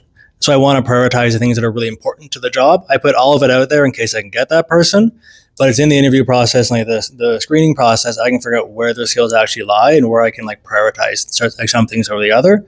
So if you don't have everything in a job, apply anyways if you think you're qualified enough, and leave it up to the HR team and the hiring team to see if you have enough of the skills to do the job, and they can teach you the rest. Also, just one more question, because you are working in the industry and we are seeing the implications of AI in other industries now. How do you see that in PR or in marketing? How do you foresee the future with AI? Yeah, we use AI all the time. I can tell you 100% it's not stealing your job at any point. It does not need to be everywhere that it is, but it definitely has its place in like PR and marketing. I use it every single day, and it never takes the spot of anyone on my team, from like intern up to director or up to like VP or whatever. But what it can do is help supplement your work. So at a very base level, it's like quality assurance, going through like, spelling and grammar and fact checking everything. But it's also great for like prelim research, or if you're like have a creative roadblock and you need some ideas, it can give you that. One thing I love to use it for is I'll like finish a report or a strategy deck, and I'll go into like our version of ChatGPT, and I'll say like, hey, you're my client, you work at this company, here's here's what you've asked me to do, here's my strategy deck, review it as if you're my client and come back and give me feedback on it. So now I can level up my own strategy before it even goes to the client. So it's like I'm producing better results than I ever would have. My job's not at risk, but I'm now even doing better in my own role because I have like a little AI assistant who can, level up everything I'm doing. At Golin, we actually have a chief AI officer, and and we have an AI newsletter that comes to all the employees with like helpful prompts that you could use for to generate, basically to help you create better work, to be honest. From my in my role, I do use quite a bit of AI, and it's mainly to test out either subject lines or, if a pitch I'm trying to like write, and it's not the way that I'm trying to communicate it, it's not coming out the way that I intended. I would probably use AI to kind of, make that pitch a lot more creative, or try to like, if I'm trying to like personalize a pitch and what I'm trying to write, it's not, I don't feel like it's going to generate a response, I'll probably use AI for like helpful tips to make that pitch better. So I do use AI quite a bit. I use AI as well for media plans. If I have to create a media relations plan for the store opening, and I want to know what other tactics that we could probably use. As we're kind of thinking through how the pitching is going to look like, I'll probably use AI for more ideas. So yeah, we use AI a lot to make our work better. Thank you. And here I would like to add here at Apex, and I agree with James, AI is not going to take jobs, at least from PR, communication, and marketing. I think it will be like a strategic tool to make our life easier, be more strategies, like when social media appears and there were no only TV or the newspaper. So it's just that it makes our life more creative. And at Apex, we are going to use for next year AI strategy for being more creative in terms of also administration, because I manage a lot of subscriptions from WordPress, MailChimp, and a lot all the subscriptions that my coworkers use it. So we try to implement something that also under the administrative aspects, so to make our life easier, because that also will be helpful for me and also for my coworkers under the aspect of creative side, to make our life easier. So I had like 3 years of experience in like website management and developing website, and I wanted to break through in like marketing as a marketing coordinator. So I do not have all the skills that needed to be in a marketing. So do you think that if I get the certifications like Google AdSense or in any certifications that is related to marketing, that's going to help me? Like I've done marketing course from Seneca, but to get into a job, it really needs those certifications. Like they need to see if you have worked in a paid campaigns and if you have worked in any campaign. So like, what should I do? It really depends on the job you want. I mean, there's a lot of like certifications you can get. They'll never trump real world experience, but what they do kind of show is that you have a very base level understanding of what you're doing, but also you have like an aptitude for learning how to do more. So depending on your experience, you may have to start at a more junior level and work your way up. But what I'm looking for is like not just that you have a skill set, but that you have an aptitude to learn and grow in your role, because I can teach you how to do a lot of the work you're going to do, but I need to know that you're able to learn and do it. So if you're having trouble getting a job, just try and reposition the skills you have in like as the skills that they're looking for. And if you're taking like a lot of like certifications, maybe not touting them as certifications, but like how you've been learning constantly the last 2 years and growing so you can learn when you get to the job. So how do you see if a person can adapt quickly? Like in a resume, what Yeah. should I portray myself as so that you'll know that, okay, she can adjust to this. She's an agile person like that. It depends. If you have work experience that shows you can kind of like pivot. I mean, obviously being in an agency, if you have worked at an agency for big clients, I can kind of assume that you know how to pivot and adapt pretty well. If it's like a smaller agency, just giving examples of how you've done it. And then if you really have no work experience, giving personal experience about like how you adaptable and agile, or like just keeping up to date on what's changing.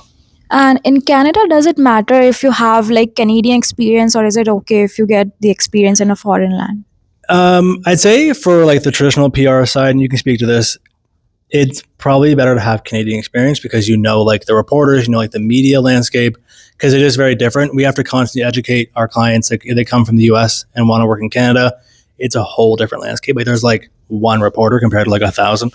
But like for social media, not as much, because it's a very like technical role. So like while you have to have an understanding of the Canadian market in terms of like what platforms are big, what kind of content resonates well, and like how maybe even like how to shape captions for a post, it's not as important. Like if you have a lot of like experience from the US and come to Canada, I can assume you know how to continuously run social strategy in Canada. You might just tweak your approach a bit.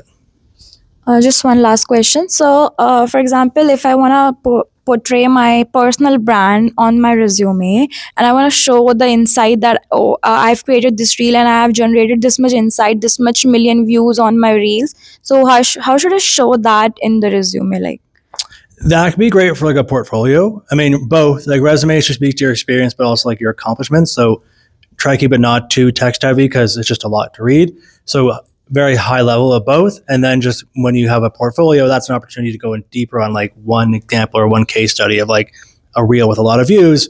But like I said, go beyond just the views and into like the insight, and then to like how you would apply this for future campaigns. also, does cover letter really matters? Like, do we need to apply for cover letters? Officially, probably. There are a lot to read, especially like you're like interviewing like 20 candidates. I think they're great to have. Honestly, I like reading them because you can get a better idea of like who they are, the experience they have, and why they want to work for you. I don't guarantee that a lot of people read them, but I would say include them anyways. because it's a nice to have where they can get more insight into who you are. And can you share like what should go into the cover letter? Like what do you really read? Yeah, I mean, I'll read all of it, but I mean, like, your resume speaks to your background, so you don't have to go too much into that. Go into it on a bit, but speak a lot to like who you are and why you want this job, because I want to know that you're interested in the work you're doing. Like I said, especially like at a junior level, I can teach you a lot of what you can do, but I want to know that you have an ability to learn, but also an interest in the work you're doing. Obviously, at a more junior level, you might not know what you want to do yet, and so you're going to pivot a lot in your career, but just a general interest in the work we're hiring you to do is great. And don't lie, because it'll come across in your interview. So just like have an interest and like have that come across in the cover letter. Okay, thank you. All right.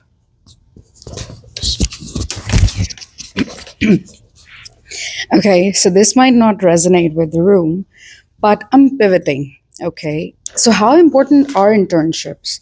Because I have worked in client facing industries for almost 5+ years, starting from customer service to luxury businesses. But now, when I have just graduated from an extra degree, a certificate program for public relations and communications, what I find very difficult is that everybody is doing 3 or 4 internships and then getting a coordinator role. And when I network with people on LinkedIn, they say that I don't need to do internship because I've been doing client facing roles. And then jobs ask for at least 2 or 3 experiences for internship. How do somebody pivoting to a different career tackle that? And do you hire people like that, somebody changing field completely and have no internship in PR and comms specifically? I can start if you guys want to. I don't typically hire a lot of people who pivot, not because I don't hire them, but because we tend to get people who are just starting out or they've been working in the industry for a while.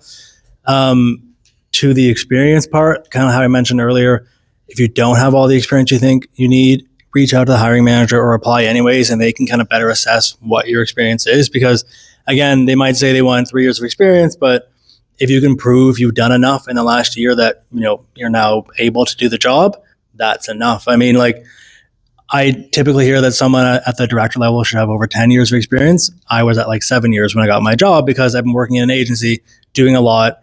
And so I've learned a lot in those 7 years. So there's no like steadfast rule of like you need X number of years of experience or you need an internship. It's just having experience and then showcasing what you can do from that experience, be it work, internship, volunteer, whatever it might be. Just making sure that you're selling yourself in an interview, in a resume, an application, networking, whatever it might be. I would say you might need an internship. So even when you apply, some of the jobs, it may say previous internship in a similar capacity, and then if you're trying to get a role in account coordinator role, that might be the requirement. And I would say an internship is actually helpful because you get the direct exposure. You get, if you're trying to get experience in PR, you have experience. An internship is giving you that experience in pitching, in building media lists, working with influencers, working across multiple different accounts. And if you're trying to get a role at an agency, they might expect for you to have internship background. Like I would say Golin kind of looks for that. Even the interns that they've hired, they've already had a previous intern. And then if some agencies are bringing on intern, they're investing in that intern for the long term because they're giving you that experience to eventually train you up to be an account coordinator. So, and also if you're you have to be graduating from that program, within a year or so. And that internship that you're getting, it has to be tied to the program.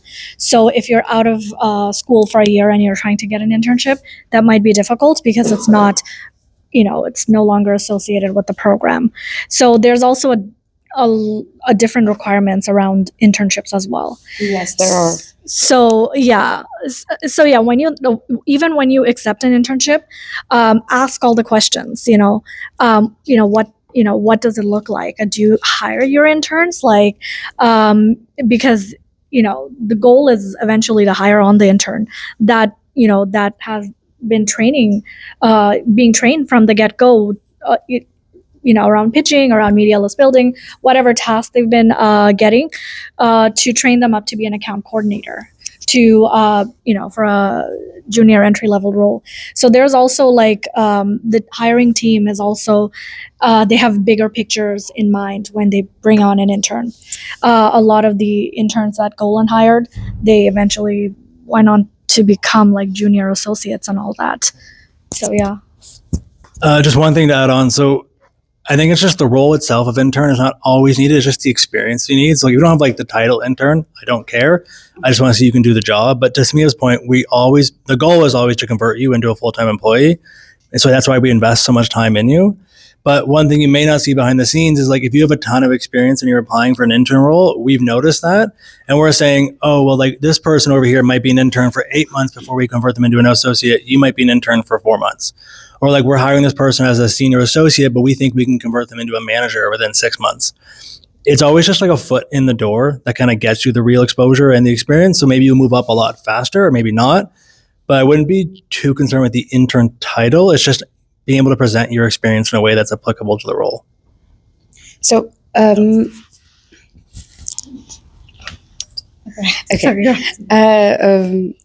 There's also this criteria that you have to fit under an age bracket when you're interning, right?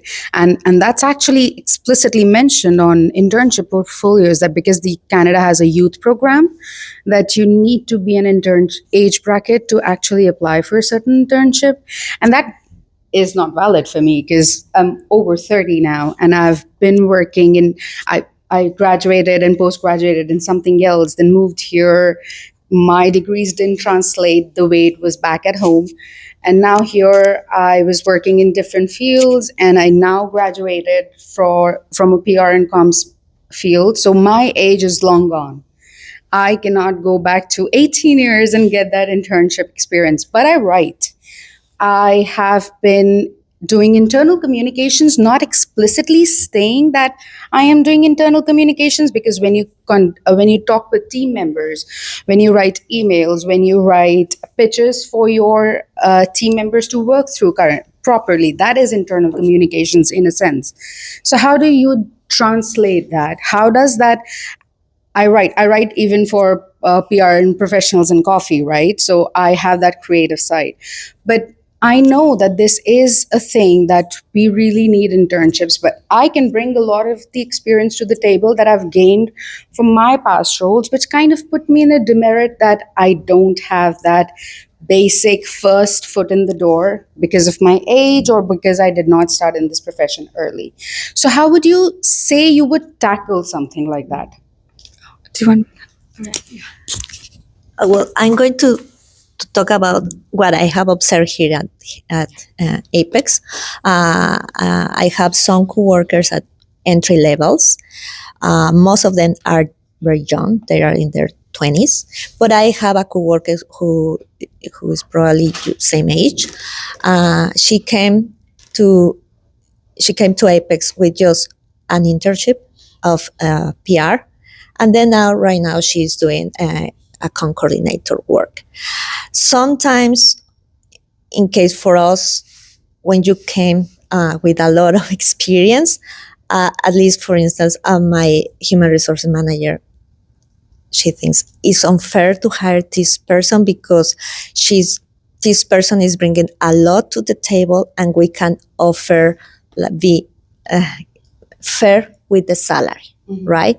And but on the other hand, sometimes she gives opportunity to give you experience so that you can put that on your resume, and then you will realize, okay, now I have this experience and I'm going to move to other agencies, right? Here at Apex, most of let's see, the business strategies, we trust on a lot of young people, right? Because they have the energy, they have the skills, they have the soft skills also. Don't feel bad that you have been applying, and sometimes it's not that you are not capable. Sometimes you are over capable. You are over skills. You have plenty of skills, and sometimes the agencies are looking for sometimes not the best or capable person. Sometimes soft skills that they can they realize, okay, I know that this person with under a lot of stress or projects will be responsible, while other people that they're in their 30s, they will say, no, you think I'm not going to do this because now I'm beyond, right? So don't feel like you are doing something wrong. But yes, I've heard some people that have approached me to have some coffee chats with PR and Coffee. They said, it's just that I don't know I have had a lot of coffee chats and I don't have a job or an email or a callback. Just that also we need to consider that in comparison with India, in comparison with Mexico, the market of social media PR here is smaller, and also there are other different factors. For instance, immigration. So we have a lot of people and we have a lot of demanding, and the market is small. So that is the other thing that you need to keep in mind. Yeah.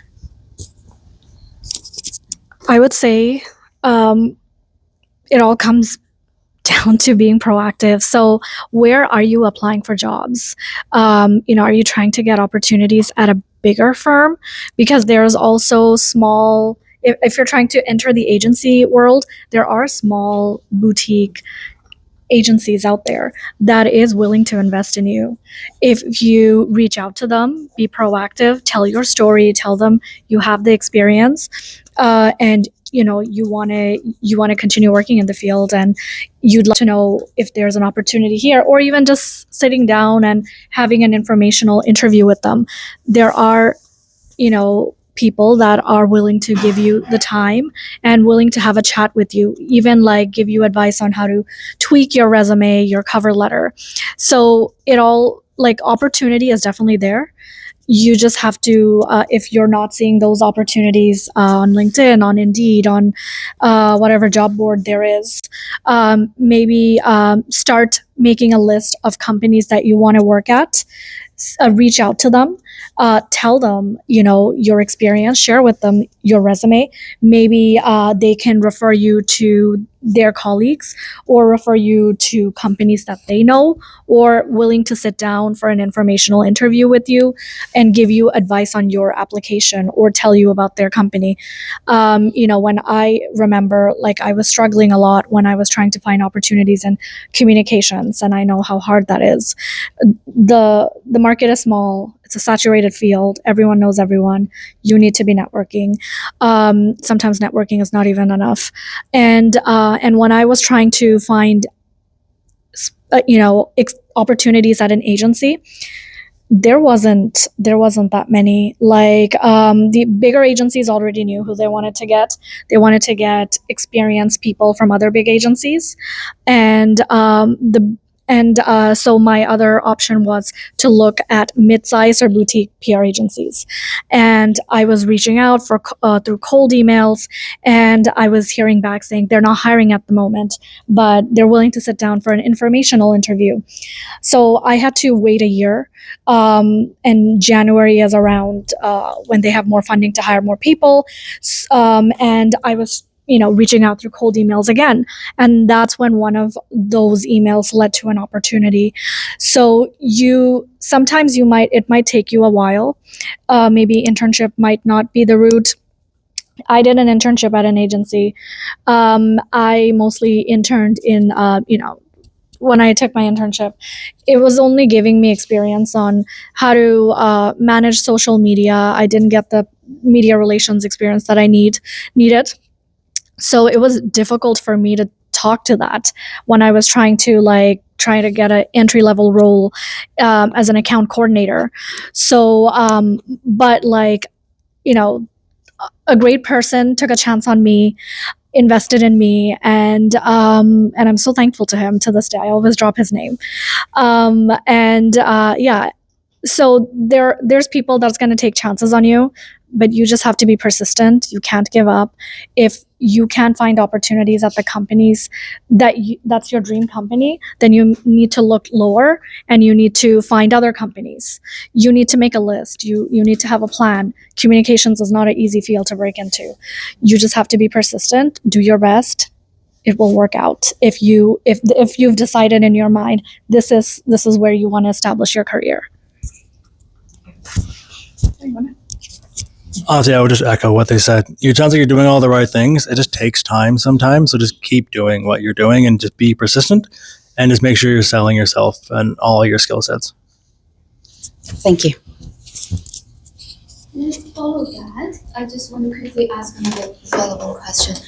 Because what she said is actually very relevant for new immigrants, especially with very strong background and work experience. We have lots of friends. I'm asking mostly on behalf of many moms moved to Canada who had very professional experiences elsewhere, and they find it really challenging. That's honestly how I see a lot of them push to entrepreneurship or mompreneurship without even they wanted to do it in the first place, because the door is really just very close for them.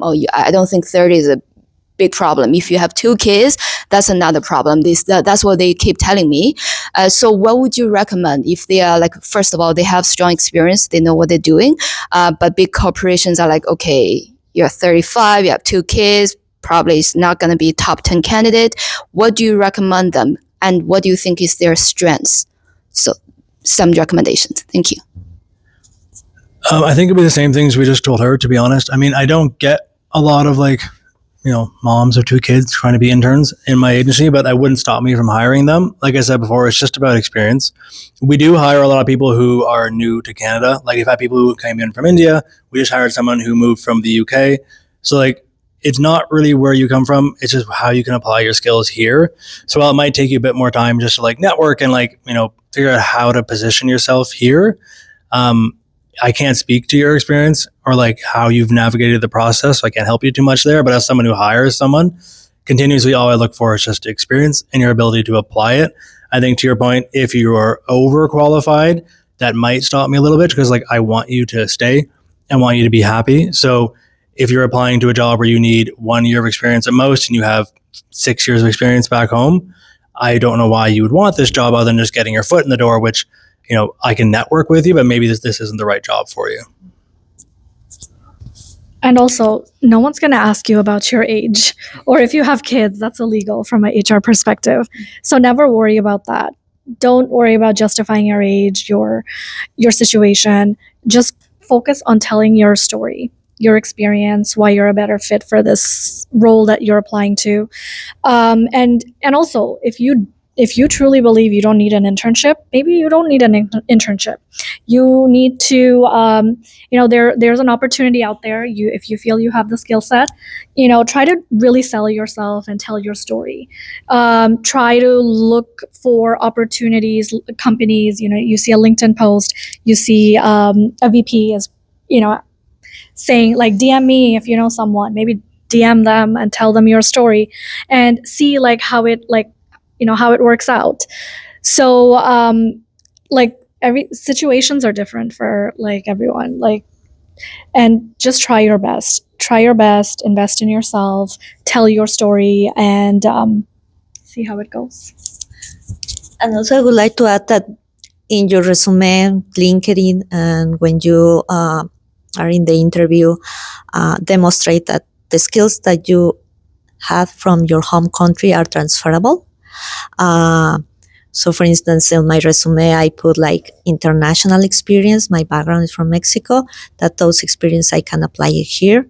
Yes, I know about the famous Canadian experience, but you need to demonstrate that you are doing, I don't know what is, English is your mother tongue. My mother tongue is Spanish. I'm just saying during job interviews that I know how to do it. Just what I was doing when I was in Mexico was just in Spanish, but now I'm doing this here, but it's in English, and that I have the basis, the background. I study journalism, and that I can apply that here. That probably it will be for me easier for me the media landscape, the Canadian media landscape, because I'm come from a country that it has more than 120 million, no, I can't remember, sorry, the million of people there in Mexico.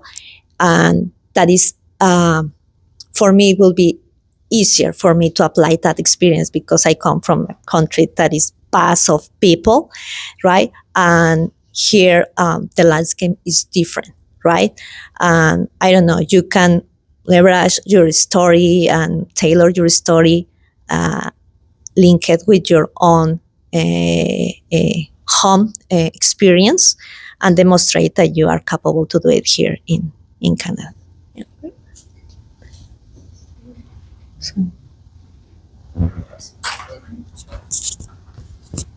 So I have a question for each of you. To start, Samiha, we talked really well earlier about how important building your own personal brand is and how important it is to get into the industry.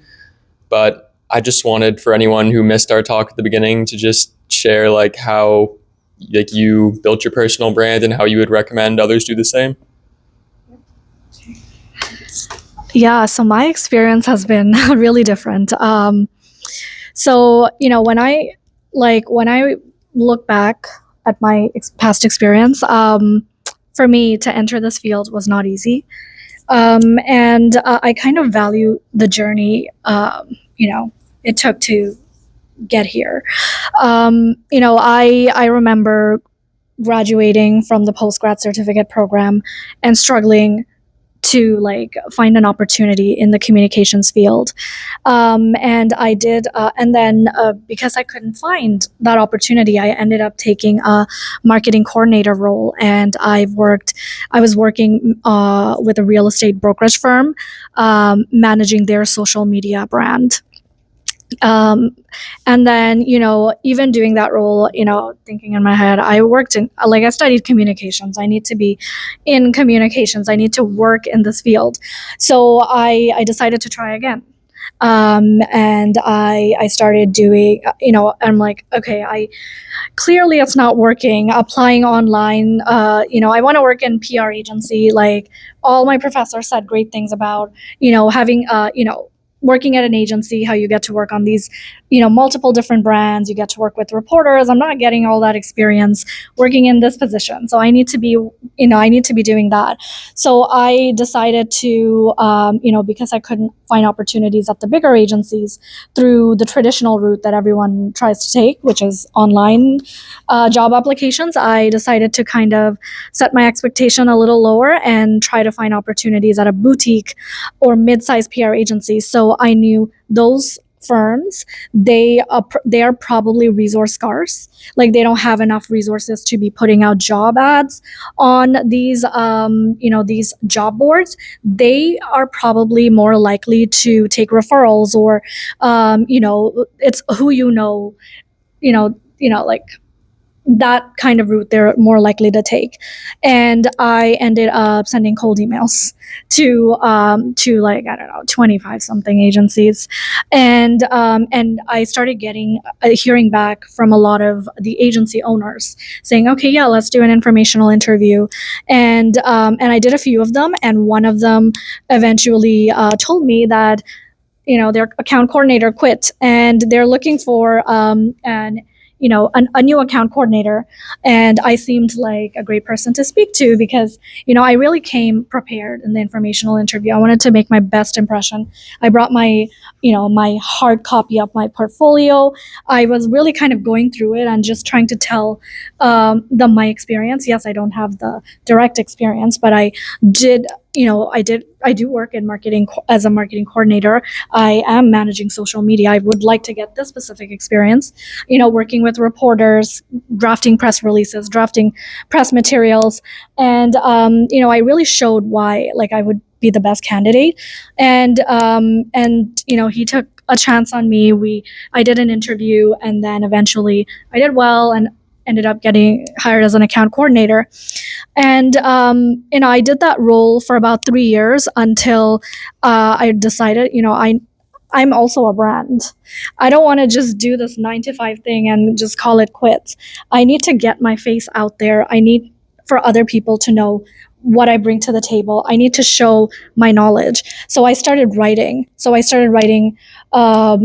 Thought leadership pieces about industry trends for Reagan Communications, then PR News, then Bulldog Reporter, and then before I knew, Reagan Communications started reaching out to me to be part of their events. So, to be part of their panels.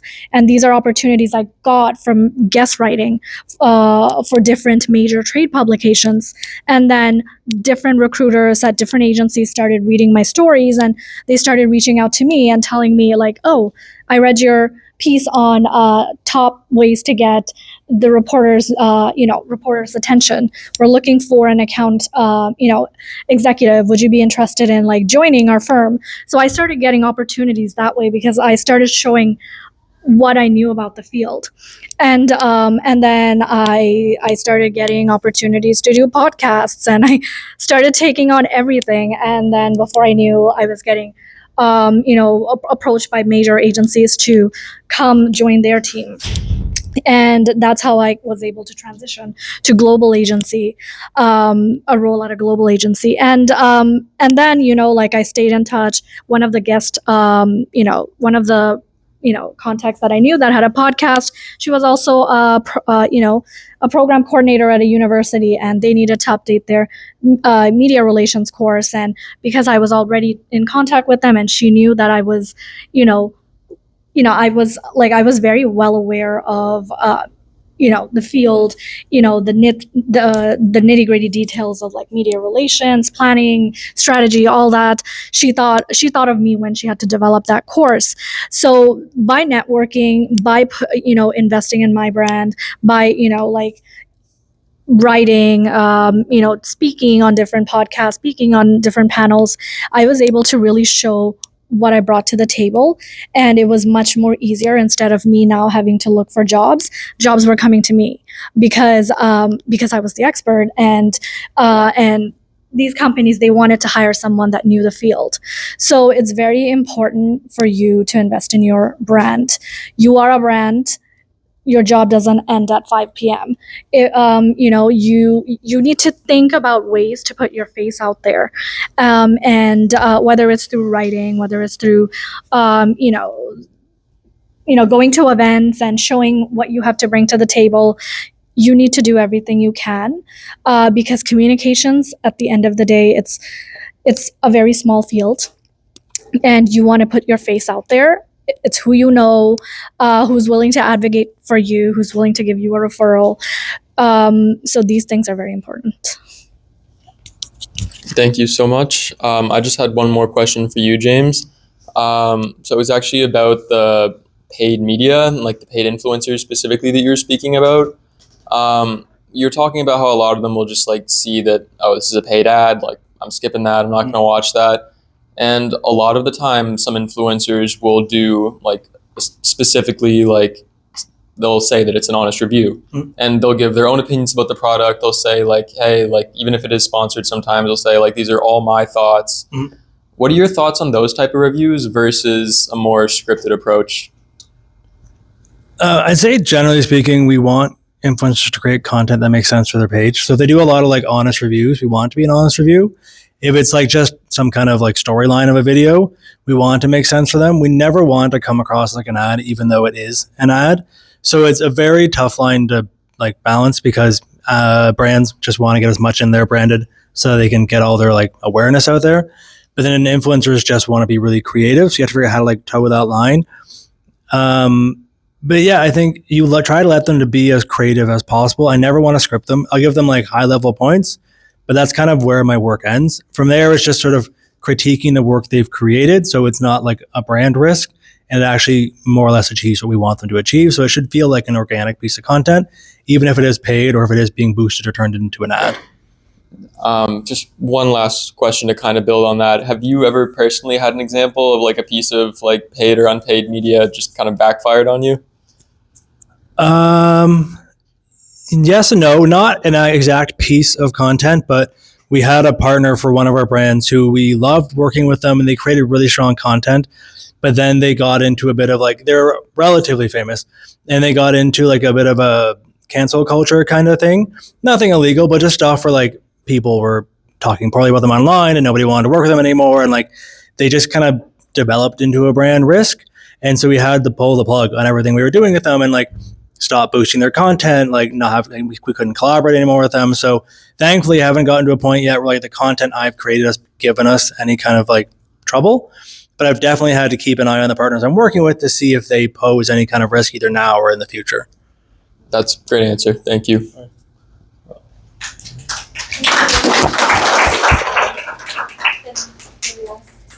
So if you want to connect with us, we would like to hear your feedback. It's very important about this event.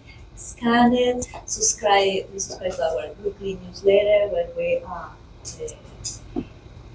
announce some jobs, some other events. We feature also some articles of our volunteers, and Cornelia join us.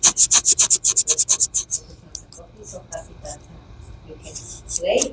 And then I would like to take a photo, all of you, before you spread and give. And if you want to have more conversations with guest speakers, I don't know, I missed one. We have all this until 2 p.m. But if you need to go, feel free. But before, I would like to take a photo with all of you.